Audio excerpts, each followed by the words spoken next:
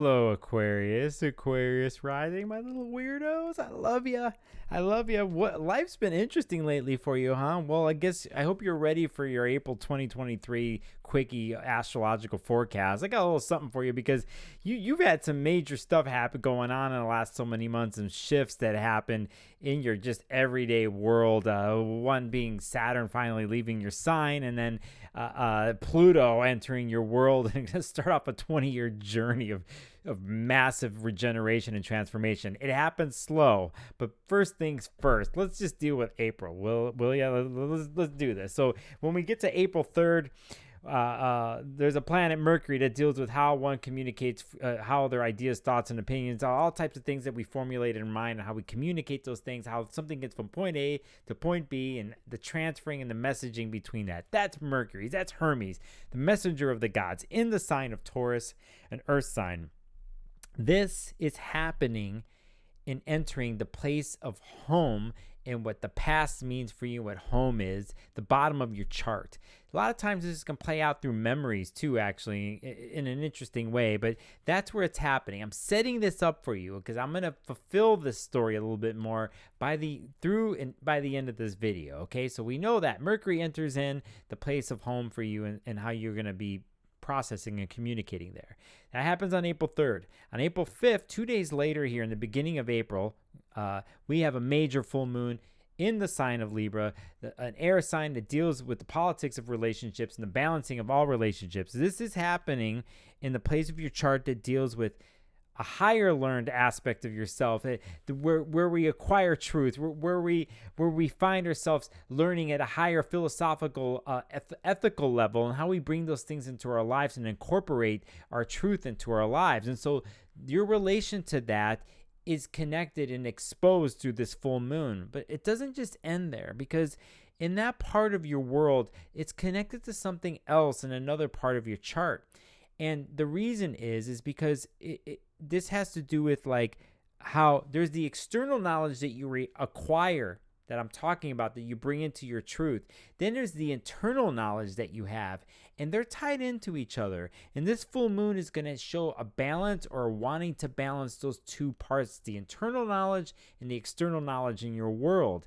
And there's some maybe some sore spots when it comes to the internal knowledge that you've been dealing with lately, especially the last 4 or 5 months. And so the reason is Jupiter in Aries has been there, Chiron in Aries, the wounded healer is there, and this full moon in Libra is connected to the Chiron story on the opposite side. So it's how you incorporate and how you face this internal knowledge and deal with the practicality of your mind, the basic practicality of how your mind works. But then we're on the other side too, where the full moon is, of like the deeper, higher philosophical mind in what your highest truth is. And so these two things are playing off of each other, and we want to find a balance in between the two. And it's a big theme for you this month, okay? So there's that. When we get to, it isn't just that, to be honest, but when we get to April 10th, which is 5 days later from this full moon that I'm talking about, the planet Venus, which deals with our resources and money, and most importantly, relationships and love and all that, the harmonization of things.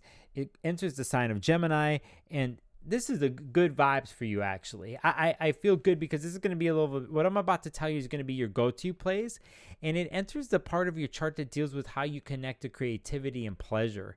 Sounds good, doesn't it? Sounds good, like to have all this heavy philosophical thinking and internal thinking and stuff, and you need a little bit of a break. So then you're going to go have fun, right? We're going to go find the things you have fun in and that are sociable, that get you from here to there, because Venus will be in the sign of Gemini, and this rules that part of pleasure and how you creatively express yourself. So remember this, okay? Remember that you have that go-to place.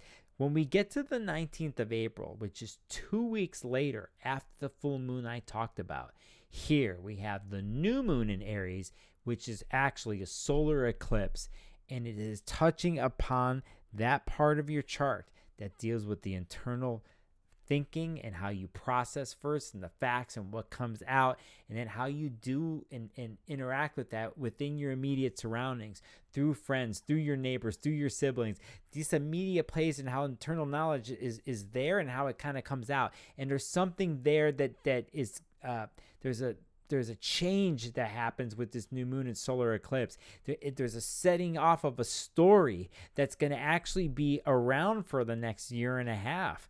And here it might not be dramatic, but I want you to pay attention to like how you formulate in your brain, what you do in your immediate thought processes, how things are setting off from here and there. And I know this is a thing for you because being an Aquarius, this is the big thing of how your internal mind can be your experimental lab and where ideas come from out of the blue and how you deal with it and how you move through life that way. Here, some of the synapses, some of the triggers might get thrown off, and you have to kind of look to see what that is to try to understand the system. And you can look at it from the objective way, the talented objective way you have at looking at things.